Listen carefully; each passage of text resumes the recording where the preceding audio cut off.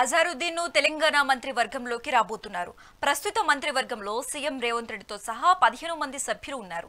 కాగా మైనార్టీలకు ప్రాతినిధ్యం లేదని మంత్రివర్గంలో 3 సభ్యుల స్థానం ఖాళీగా ఉందన్నారు.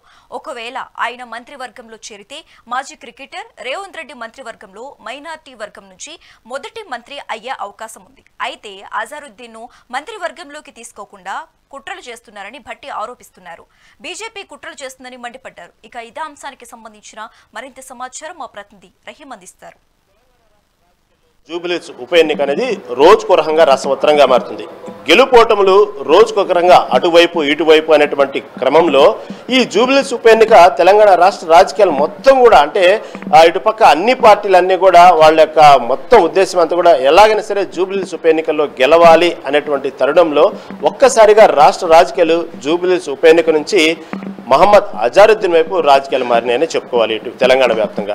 ఎందుకంటే మహమ్మద్ అజారుద్దీన్ అంటేనే మనకు గుర్తుకొచ్చేది క్రికెట్. ఎందుకంటే క్రికెట్కి భారతదేశంలో అనేక సేవలు అందించారు. దాంతోపాటు భారతదేశానికి కెప్టెన్గా కూడా వ్యవహరించారు.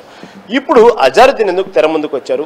అజారుద్దీన్ గురించి తెలంగాణ రాష్ట్ర రాజకీయాలు మొత్తం కూడా ఎందుకు అజారుద్దీన్ వైపు మళ్ళిందంటే అతనికి ఒక్కసారిగా కాంగ్రెస్ పార్టీ అంటే నిన్న సీఎం రేవంత్ రెడ్డి ముఖ్యమంత్రి ఒక్కసారిగా క్యాబినెట్లో తీసుకుంటారు అనే వార్త ఎప్పుడైతే మొదలైందో అప్పటి నుంచి ఒక్కసారిగా తెలంగాణ రాష్ట్ర రాజకీయాలు మొత్తం కూడా అజారుద్దీన్ వైపు మళ్ళిందని చెప్పుకోవాలి. ఎందుకంటే మహమ్మద్ అజారుద్దీన్కి ఈ సమయంలో అంటే జూబిలీస్ ఉప ఎన్నిక జరుగుతున్న సమయంలో ఒక్కసారిగా అజారుద్దీన్కి మంత్రి పదవి ఇవ్వటంలో ఆంతర్యం ఏమిటి? ఒక పక్క అతనికి ఉన్నటువంటి అప్పటికే క్యాబినెట్లో ఏం శాఖ ఇస్తారో కూడా అప్పుడే ఎక్కడికక్కడ వైరల్ అవుతా ఉంది న్యూస్. అంటే సీఎం రేవంత్ రెడ్డి ఆధీనంలో ఉన్నటువంటి ఏదైతే తన దగ్గర ఉంచుకున్నటువంటి హోంశాఖ ఇస్తారు అనేటువంటి విషయాన్ని ఇప్పుడు తెర ముందుకు తెచ్చారు. ఎందుకంటే హోంశాఖ గతంలో బీఆర్ఎస్ ప్రభుత్వం హయాంలో ఉన్నప్పుడు కూడా హోంశాఖ దాదాపు మైనార్టీ శాఖకు సంబంధించిన వ్యక్తికి అప్పగించారు. కానీ కాంగ్రెస్ పార్టీ ఎక్కడో మైనార్టీలో దూరం అవుతోంది, మైనార్టీలో తగిన ప్రాధాన్యం ఇవ్వట్లేదు అనుకున్న తరుణంలో అతని దగ్గర ఉన్నటువంటి హోంశాఖ అంటే గతంలో బీఆర్ఎస్ ప్రభుత్వంలో ఉన్నప్పుడు కూడా హోంశాఖ దాదాపుగా మైనార్టీకి సంబంధించిన వ్యక్తి ఉండటం వల్ల ఈసారి కూడా మైనార్టీకి సంబంధించిన వ్యక్తికి హోంశాఖ ఇచ్చినట్టుండిద్ది.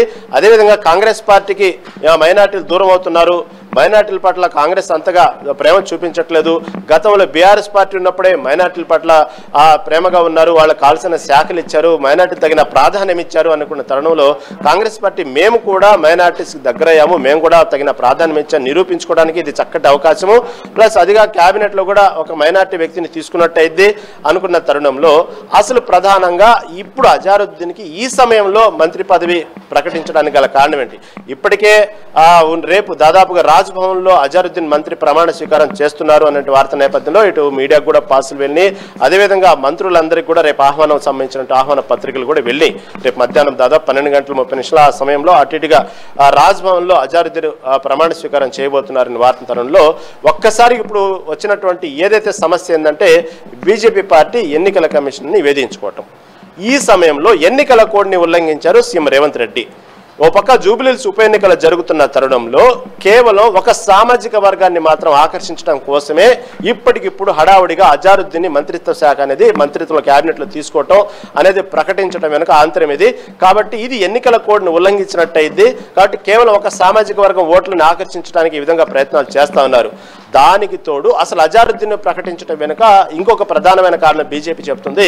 గతంలో ఏదైతే బెట్టింగ్ ఆరోపణలు కానివ్వండి ఇలా కేసు గతంలో అతను క్రికెట్లో మంచి ఫామ్లో ఉన్నప్పుడే కేసులు ఎదుర్కొని సస్పెండ్ అయినటువంటి సంఘటన ఇప్పుడు గుర్తు చేస్తూ అతను ఒక దేశద్రోహి లాగానో కాబట్టి దేశానికి మచ్చ తెచ్చిన వ్యక్తి లాగానో ఇప్పుడు అభివర్ణిస్తూ బీజేపీ ఆ విషయాన్ని కూడా ఇప్పుడు తెర ముందుకు తెస్తుంది. గతంలో జరిగినటువంటి సంఘటన అజారుద్దీన్ జీవితంలో జరిగినటువంటి సంఘటన అదిగాక తన వ్యక్తిగత జీవితంలో జరిగినటువంటి కొన్ని ఏదైతే 1-2 పెళ్లిళ్ళు కానివ్వండి అతని వ్యక్తిగత జీవితంలో జరిగినటువంటి కొన్ని ఏదైతే మచ్చలు తర్వాత అతను హెచ్సిఏ క్రికెట్ హైదరాబాద్ సంబంధించిన క్రికెట్ అసోసియేషన్లో ఉన్న ప్రెసిడెంట్గా ఉన్నప్పుడు జరిగిన అవకతవకలు కానివ్వండి ఇవన్నీ తెర ముందుకు తీసుకొస్తూ ఇలాంటి వ్యక్తి అంటూ ఒక పక్క అతని యొక్క మైనస్లు చెప్తూనే అవన్నీ తెర ముందుకు తీసుకొస్తూనే ఒక పక్క ఎన్నికల కోడ్ ఉల్లంఘనకు పాల్పడ్డారు రేవంత్ రెడ్డి. కాబట్టి వెంటనే దీన్ని మాత్రం ఆపాలి, చర్యలను ఆపాలి, రేపు ప్రమాణ స్వీకారాన్ని ఆపాలంటూ కూడా బీజేపీ అంటే ఎన్నికల కమిషన్ ఫిర్యాదు చేయడం జరిగింది. సరే దీని గురించి సిఎస్ ఎలా ముందుకు వెళ్ళాలి అనేటువంటి విషయాన్ని కూడా ఆలోచిస్తూ ఉన్నారు. దీన్ని మళ్ళీ ఈ సమయంలో ఒక్కసారిగా మంత్రి ప్రమాణ స్వీకారానికి ముందు సాగిద్దా, దీన్ని ఆపుతారా అనే విషయాన్ని కూడా సస్పెన్స్ కొనసాగుతుంది. ఇప్పటికిప్పుడే బట్టి విక్రమార్క కూడా మీడియా సమావేశం పెట్టి ఇది కేవలం మైనార్టీ అనేటువంటి ఒక ధోరణితోనే మహమ్మద్ అజారుద్దీన్ యొక్క ప్రమాణ స్వీకారం అడ్డుకోవడానికి బీజేపీ చూస్తూ ఉంది. ఇది చాలా దారుణం. అతను దేశానికి ఎంతో సేవలు చేశారు, దేశానికి ఎన్నో కప్పులు తెచ్చారు. కేవలం మన దేశానికి భారతదేశ క్రికెట్ కెప్టెన్గా కాకుండా కెప్టెన్గా అనేక రంగాల్లో క్రీడల్లో అజారుద్దీన్ ఎన్నో ప్రోత్సాహాలు తీసుకురావడం కాకుండా ఎన్నో సేవలు అందించారు భారతదేశానికి.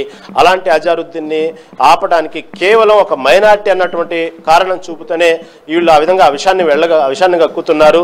కాబట్టి ఇది మంచి పద్ధతి కాదు. బీఆర్ఎస్ బీజేపీ రెండు కలిసి నాటకాలు ఆడుతుంది. అజారుద్దీన్ మంత్రి పదవి ఇవ్వటంలో ఆపటంలో మాత్రం ఈ రెండు పార్టీలు కీలక పాత్ర పోషిస్తున్నాయి. ఇది పద్ధతి కాదు. కాబట్టి మనం అందరం గౌరవించాలి. ఎందుకంటే భారతదేశానికి అందించిన సేవలు కనీసం అది చూసైనా సరే అజారుద్దీన్ని గౌరవించాలి. ఈ విధంగా చేయడం కరెక్ట్ కాదంటూ బట్టి విక్రమార్క చెప్తున్న తరుణంలో ఇప్పటికిప్పుడు గత కొద్దిసేపటి క్రితం కిషన్ రెడ్డి కూడా తీవ్రమైన వ్యాఖ్యలు చేయడం జరిగింది. అజారుద్దీన్కి మంత్రి పదవి ఇవ్వటం విషయంలో అతనిలో గతంలో చరిత్రలో జరిగిన విషయాలు కూడా ఇప్పుడు తెర ముందు తీసుకొచ్చి అలాంటి వ్యక్తికి ఇవ్వడం కరెక్ట్ కాదు. కేవలం ఇది జూబ్లీహిల్స్ ఉప ఎన్నికల్లో ఇప్పటికిప్పుడు హడావుడిగా ఒక సామాజిక వర్గాన్ని అంటే మైనార్టీ సామాజిక వర్గానికి ఓట్లు ఎక్కువ. జూబ్లీహిల్స్ పరిధిలో చూసుకుంటే మైనార్టీస్ ఓట్లు అక్కడ 1,00,000కు పైగా ఉన్నాయి. కాబట్టి కేవలం ఆ ఓట్లను ఆకర్షితం చేయడం కోసం ఇప్పటికిప్పుడు హడావుడిగా ఆయనకి క్యాబినెట్లో తీసుకుంటున్నారు. ఇది ఎన్నికల కోడ్ని ఉల్లంఘించడమే కాకుండా ఇది ఒక వర్గాన్ని ఆకర్షించడం కోసం చేస్తున్న పనిని దీన్ని తీసుకోవాలి. ఎన్నికల కమిషన్ దీన్ని పరిగణలో తీసుకోవాలి.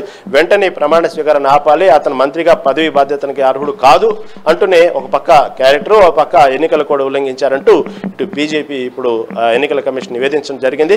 ఇప్పుడు దీనికి సంబంధించి ఈసీ ఎలా ముందుకు వెళ్ళాలి, అదేవిధంగా సిఎస్ కూడా దీని గురించి ఎలాంటి యాక్షన్ తీసుకోవాలి, ఈ చర్చలు జరుగుతున్న నేపథ్యంలో ఓ పక్క రాజ్భవన్లో జరగాల్సిన కార్యక్రమాలన్నీ జరుగుతున్నాయి. రేపు మంత్రి ప్రమాణ స్వీకారానికి జరిగిన ఏర్పాట్లు అన్ని బహిరంగంగానే చాలా ఏర్పాట్లు అయితే జరుగుతూ ఉన్నాయి. ఇప్పటికే మంత్రులకి ఆహ్వాన పత్రికలు వెళ్ళినాయి. ఓ పక్క మీడియాకి సంబంధించిన కూడా ఇన్ఫర్మేషన్ కూడా వెళ్ళింది. చూడాలి దీనికి సంబంధించి రేపు దాదాపు 12:30 లోపు రాజకీయాల్లో ఏదైనా జరగవచ్చు. మళ్ళీ ఎన్నికల కమిషన్ ఎటువంటి నిర్ణయం తీసుకునిద్దా, కాబట్టి అసలే సామరస్యంగానే అజారుద్దీన్కి మంత్రి పదవి ప్రమాణ స్వీకారం అనేది సామరస్యంగా జరిగిద్దా అనేది చూడాలి. ఎందుకంటే ఇప్పటికే అజారుద్దీన్ గతంలో అసెంబ్లీ ఎన్నికల్లో ఇదే జూబ్లీహిల్స్ నుంచి పోటీ చేసి ఓడిపోవడం జరిగింది. ఆ తర్వాత కాంగ్రెస్ పార్టీలో అనేక సార్లు ఈసారి ఉప ఎన్నిక వచ్చిన తరుణంలో కూడా మళ్ళీ అక్కడ సీటు ఆశించడం జరిగింది. అప్పటికప్పుడు కొన్ని కారణాల వల్ల నవీన్ యాదవ్ని ప్రకటించి అతన్ని గవర్నర్ కోటాలో ఎమ్మెల్సీగా తీసుకోవడం జరిగింది. గవర్నర్ కోటాలో ఎమ్మెల్సీగా తీసుకున్న తర్వాత అజారుద్దీన్కి దాదాపుగా జూబ్లీహిల్స్ టికెట్ కాదు అన్నటువంటి తరుణంలో దాన్ని శాంతించడం కోసం ఇప్పుడు ఉన్నటువంటి పరిస్థితుల్ని బట్టి ఎమ్మెల్సీగా తీసుకుని ఆ కోటాలోనే మంత్రి శాఖలో తీసుకోవడానికి ప్రయత్నాలు జరుగుతున్నాయి. చూద్దాం రేపు మధ్యాహ్నం లోపు ఏదైనా ఎన్నికల కమిషన్ తీసుకున్న నిర్ణయాల పట్ల కూడా అజారుద్దీన్ యొక్క రాజకీయ భవిష్యత్తు ఆధారపడి ఉంది.